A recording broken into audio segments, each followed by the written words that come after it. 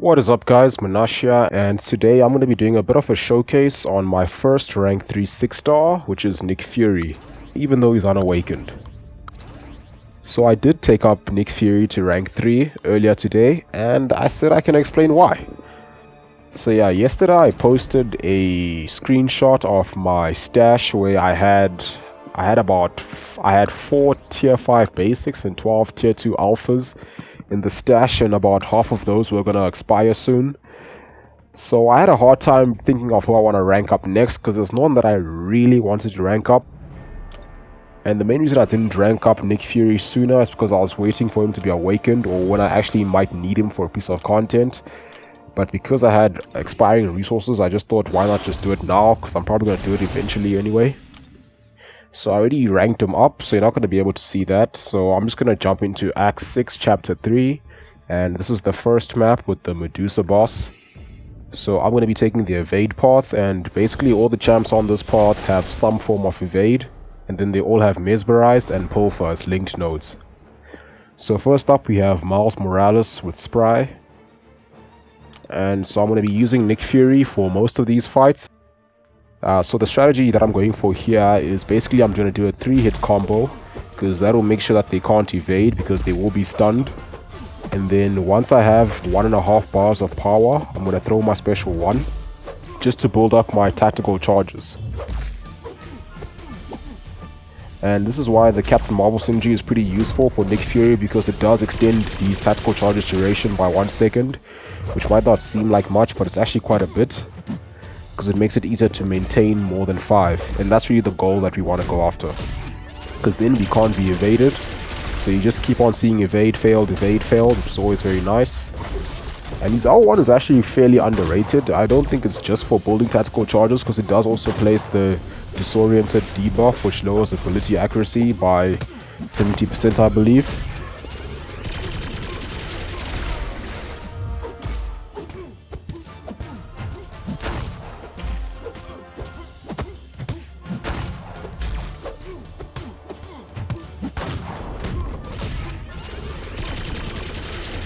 So there, we took out Miles in 82 hits, no problems there.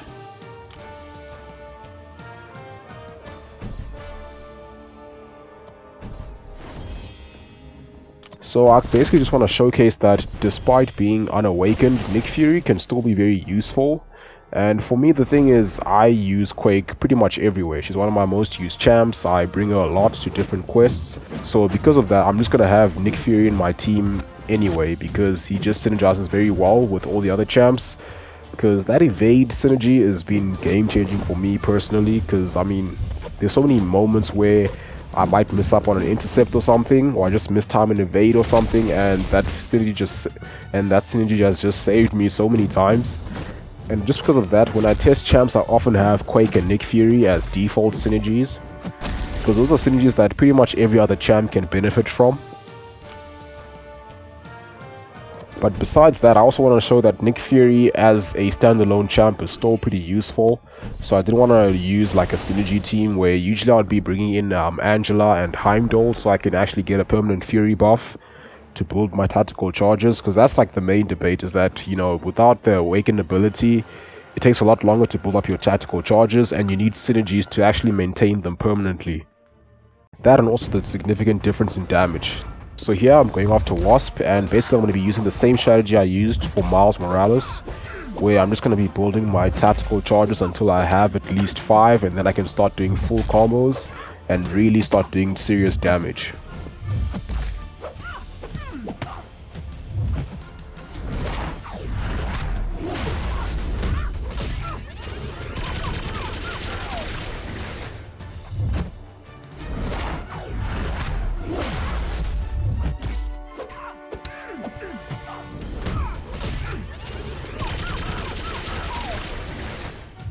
So now that I have at least 5 charges, I'm free to do full combos without worrying about being evaded.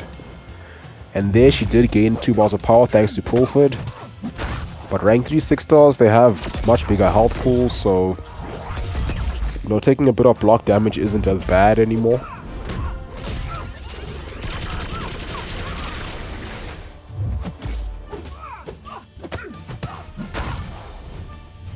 I mean, you see those light ending bleeds, they're doing at least 2000 damage per tick. So yeah, I still think his damage is pretty decent without the fury.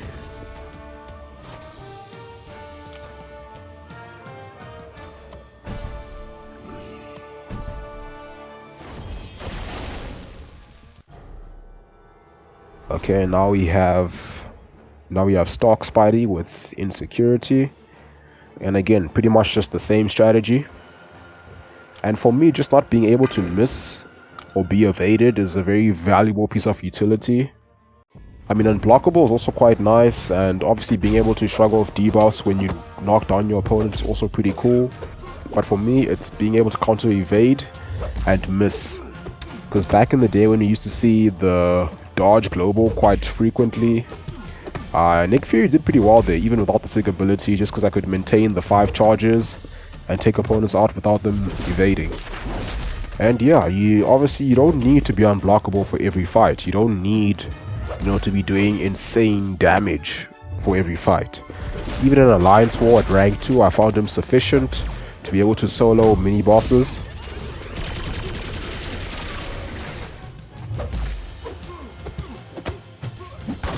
So yeah, I know I'm gonna awaken him soon enough, and even without the awaken ability, I still can find a lot of use in him.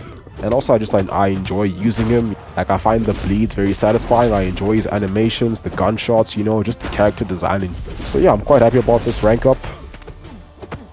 Also, my top champ is Captain Marvel, so Nick Fury and Captain Marvel, they go hand in hand pretty much. And I don't like using Captain Marvel without Nick Fury, because she sort of ramps down a bit quicker because she doesn't maintain the binary charges that much. So it's also nice to have Nick Fury there.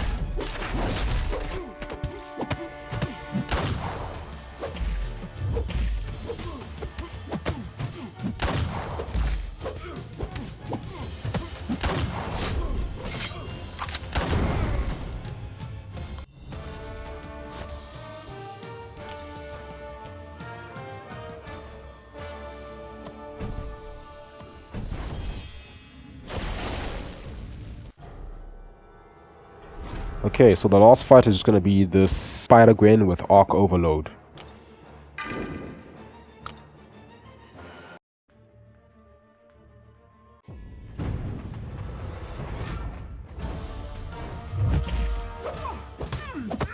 And again, just parry 3 hits so we don't get evaded. And then once we have at least 1 bar of power, we can throw the special 1.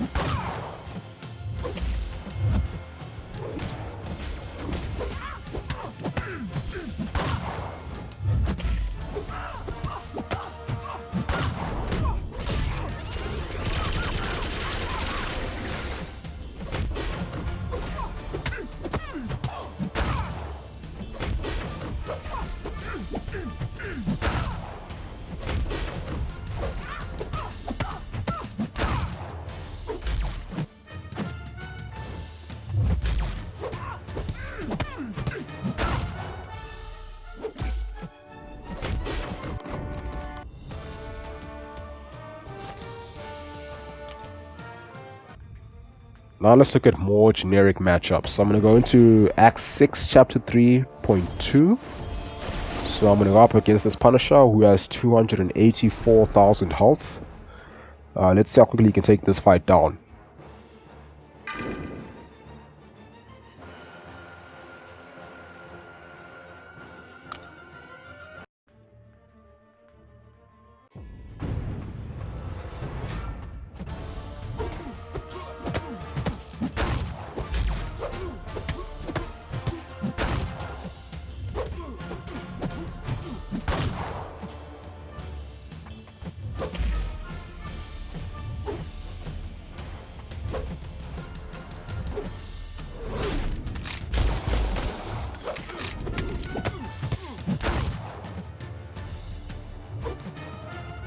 Okay, so I'm just going to be evading his special one.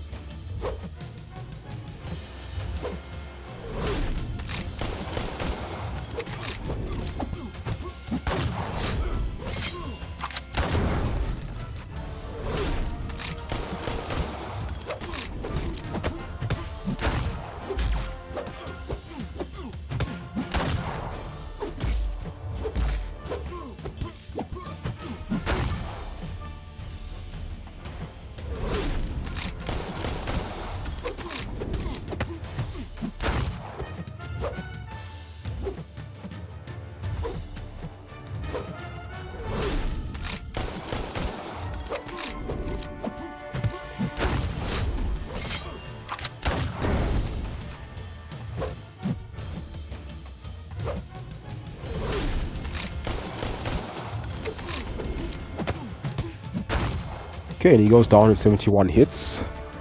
Not bad for an Act 6 Chapter 3 opponent, although I do suppose these health pools are kind of meant for rank 3 6 stars.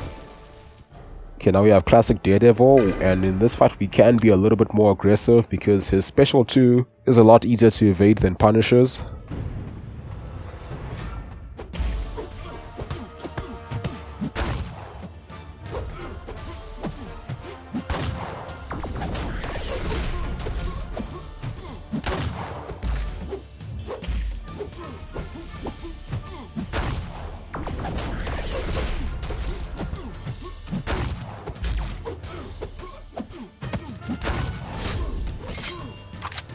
Unfortunately, my L2 does get the stun.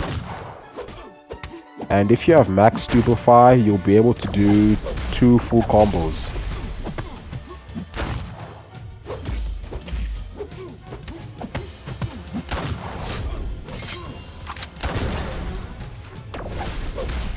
I'm still kind of testing Nick Fury at rank 3, so I still want to see what he can do, but I am actually enjoying him, I must say. And yeah, that's going to be me for today. I hope you guys enjoyed this video. Thank you for watching. Have a wonderful day, and I'll see you soon.